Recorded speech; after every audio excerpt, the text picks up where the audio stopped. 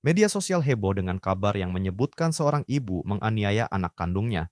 Sang ibu nekat menganiaya anaknya diduga lantaran tengah mengalami kesulitan ekonomi. Berdasarkan video yang berseliweran di media sosial belakangan ini, seorang perempuan terlihat marah-marah di depan pintu rumahnya.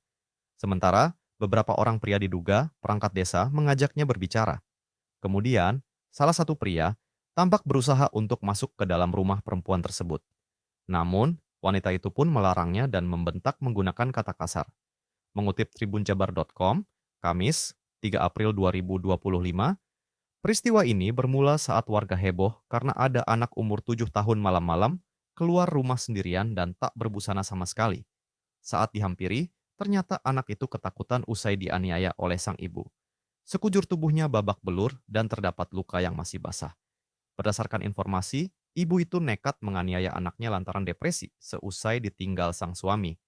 Secara terpisah, Kepala DP3A PPKB Kota Surabaya, Ida Wijayati mengungkap, korban berinisial MAN berumur 7 tahun merupakan warga Tanah Merah, Kenjeran. Ia membenarkan bocah tersebut mengalami kekerasan fisik dari ibu kandungnya, SNS. Lanjut Ida, sang ibu kehilangan uang yang rencananya digunakan untuk kebutuhan lebaran. Karena itu, SNS pun emosi dan melampiaskan kemarahan ke anaknya. Ida mengatakan, petugas DP3A PPKB Surabaya sudah menemui korban dan ibunya di rumahnya.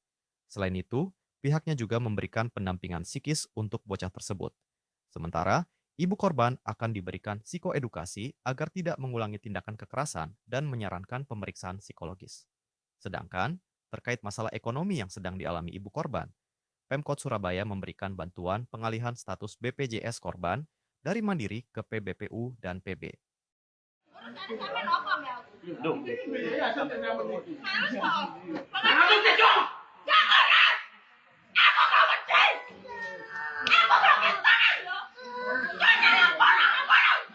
Ndang lapor no, Ndang.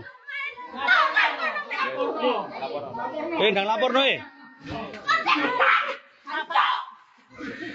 Lapor no kan? RT ini gini. Download Tribun X sekarang. Menghadirkan lokal menjadi Indonesia.